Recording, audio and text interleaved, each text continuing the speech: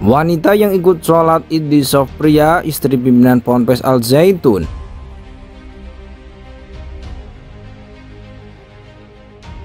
Pembaiatan ya.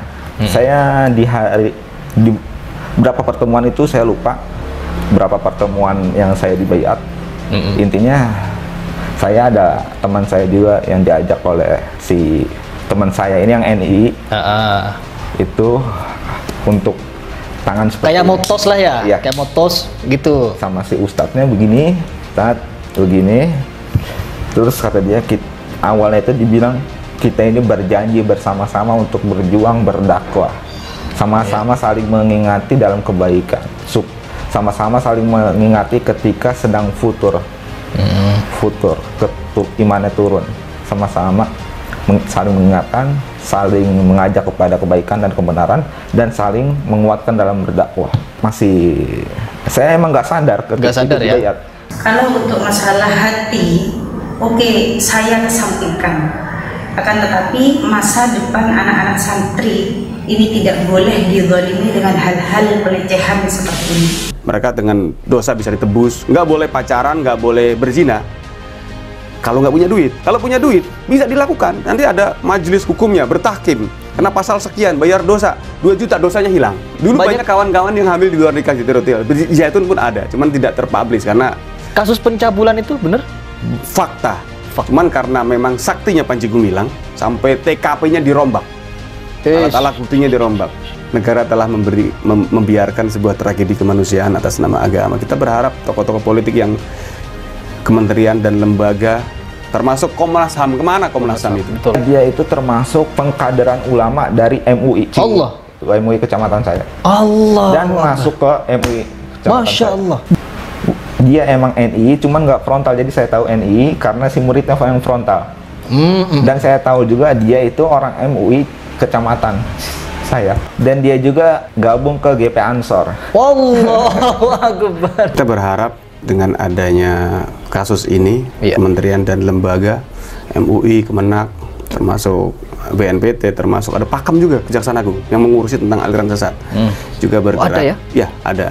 Dan harmoni. Selama ini saya melihat masih ada ego sektoral di antara kementerian dan lembaga, sehingga kelihatannya jalan masing-masing. Udah gitu, terkait yang masalah saat ini ada ormas yang merasa dia itu bukan merasa ya, emang dia bukan lembaga pemerintahan, cuman ada kewenangan untuk membuat fatwa ini. Ini salah satu kalau misalkan di negara seperti itu berarti ormas-ormas lain berhak dong buat berfatwa. Kalau kayak gini kan agak kisru ya.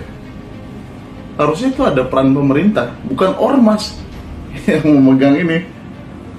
Tapi pada ujungnya, kalau misalkan ormas ini ada penyelewengan, ada suatu hal yang tidak benar, lantas siapa yang mau mengontrolnya, mau mengoreksi itu siapa? Nggak usah bertele-tele lah. Lembaga yang dia maksud itu, yang bisa memberikan fatwa itu adalah MUI. Kita buka saja ya, langsung belak-belakan saja. Kenapa? Susah kali menyebutkan MUI. Orang-orang yang ada di MUI itu tidak sembarangan, keilmuannya diakui. Terus orang-orang yang ada di dalamnya juga tidak boleh menunjukkan akhlakul mazmumah atau akhlak yang tercela kepada masyarakat. Nah, jadi ulama-ulama ini mereka memusyawarahkan sesuai dengan keilmuan Islam sehingga menghasilkan sebuah fatwa. Jadi bukan diambil sepihak, tapi dari kajian ilmu agama Islam. Salat Idul Fitri di Pondok Pesantren Al Zaitun Indramayu viral karena jemaah wanita bercampur dengan pria. Jemaah wanita itu ternyata istri Abdus Salam Rasyidi Panji Gumilang, pimpinan Ponpes tersebut. Kasubag TU Kemenak Indramayu Aan Fatul Anwar mengatakan informasi itu didapatnya saat mengunjungi Ponpes Al Zaitun. Saya mengambil dari informasi lain, ternyata perempuan itu adalah istri Syekh Panji Gumilang, kata Aan seperti dilansir Detik Jabar Jumat 28 bulan April 2023. Dalam video viral itu terdapat seorang pria yang duduk diam saat sedang sholat Id berlangsung. Ternyata itu pria non-muslim. Yang non-muslim yang diam itu penghormatan kemanusiaan, ditempatkanlah di saf depan. Kayaknya gitu, walaupun dia pria duduk dalam saf depan tidak sholat, ujar Aan. Namun demikian pihaknya tidak bisa memaksakan paham atau ajaran yang dilakukan kelompok tertentu selagi ajaran tersebut tidak menyimpang. Kita Kementerian Agama bisa mengarahkan tapi tidak bisa memaksakan dalam satu ini. Kan dalam organisasi juga ada macam-macam, ada Muhammadiyah, ada Nahdlatul Ulama, Persis Al-Wasiliyah, ada Al-Irsyad, ada pula Muslim semua. Tapi kita tidak memaksakan pemahaman keagamaan mereka. Kita Kementerian Agama bisa mengarahkan tapi tidak bisa memaksakan dalam satu ini. Kan dalam organisasi juga ada macam-macam, ada Muhammadiyah, ada Nahdlatul Ulama, Persis Al-Wasiliyah, dan juga ada Al-Irsyad, Muslim semua. Tapi kita tidak memaksakan pemahaman keagamaan mereka, ungkap Aan. Dalam obrolan bersama pimpinan Al-Zaitun, pihak Kementerian Agama juga mendapatkan ungkapan misterius bahwa Al-Zaitun kabarnya bakal membuat kejutan. Wait and see, katanya, ungkap Aan mendengar peringatan dari Al-Zaitun. Artikel ini sudah tayang di Detik Jabar. Sementara itu mengenai adanya 2 orang badal di samping imam, Aan menjelaskan bahwa keduanya dipersiapkan untuk menggantikan imam.